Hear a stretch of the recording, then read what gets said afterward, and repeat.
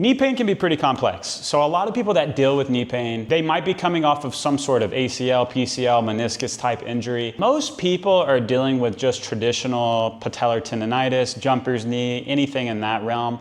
One of the biggest mistakes that I see in all of rehab when it comes to knee pain is a lack of loading that tendon, joint, or area. Now, if you want an area to be strong and to be muscular and to be able to support load and to be able to tolerate load and intensity, you have to load that joint. How you go about loading it, well, that's the tricky part, but that's also my job. And what I did in the Bulletproof Your Knees program, and also what I'm going to tell you about today, is how I did that and the steps that you can take at home to help improve your knee pain and get you back to the activities that you want to get back to. So there's 3 concepts I want you to understand when it comes to addressing knee pain. The first thing is we need to load it.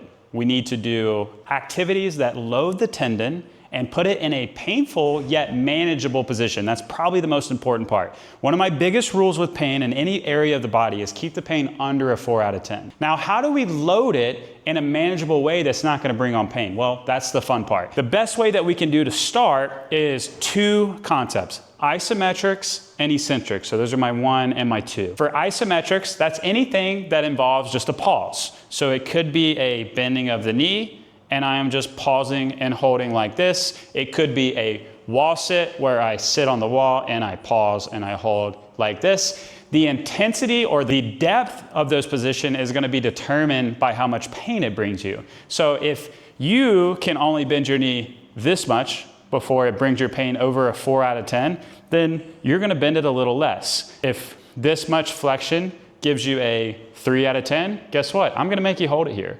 How long? It's gonna depend probably on your exposure to activity, your goals, and your fitness level. Most of the time, I start off with 15 to 30 seconds, and I build from there. If throughout the duration of the movement, you start responding better and there's less and less pain, I'm gonna either 1, make you go deeper, AKA increasing the intensity of it, or 2, I'm gonna increase the load. So maybe I make you hold a weight as you go down, AKA increasing the intensity of it. The second thing is gonna be eccentrics. I kind of swap back and forth on these. I'm not partial to one or the other. I end up prescribing both to everybody when they come in on the first visit, most likely. So for the eccentrics, it's just the negative component. All we're gonna work on there is a negative on the way down. 1, 2, 3. Maybe this is when I add the pause, 1, 2, 3. And then I get back up. Eccentrics you can do in many different forms, many different variations as well. So for example, I might have them elevate the heel on something. So I might have the heel elevated. Now we're starting from a higher position. I have a 3, 2, 1 negative. Something else I might do might be negatives from a box. So I might have them come all the way up to the top and come down with a negative, 3, 2, 1 on the way down, loading the knee, loading the tendon a little bit more, but guess what? The rule stays the same.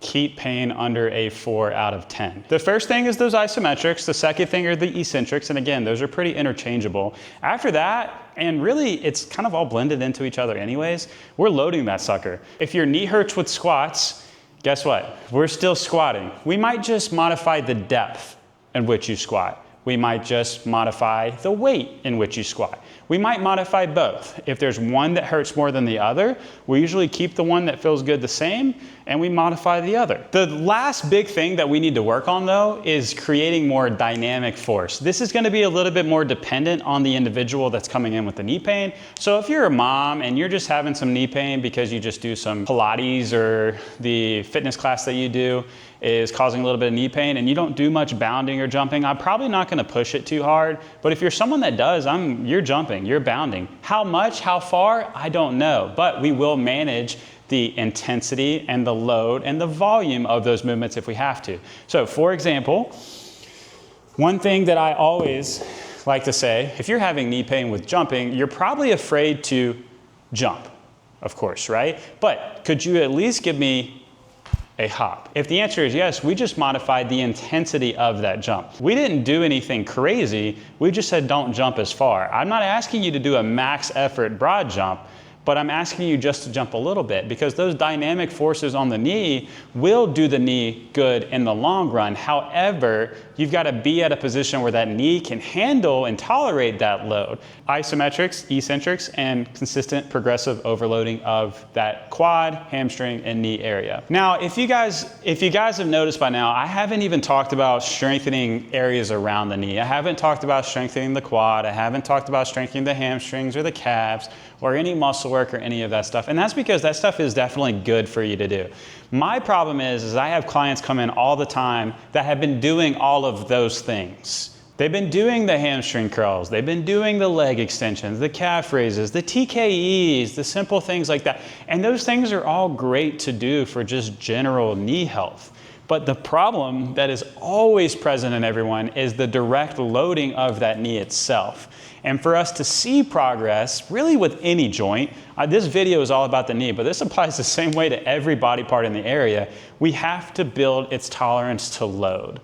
And where do we start loading it? Well, that's my game. We find a manageable but doable position to load that joint or tendon or area in, and then we build from there. That is the name of rehab, that is the name of the game, and that is the premise of our Bulletproof Your Knees program, is all of the tests that you do on day one, it's all about establishing that baseline. What can that knee capacity hold? What does that hip stability look like, and what does that ankle dorsiflexion look like?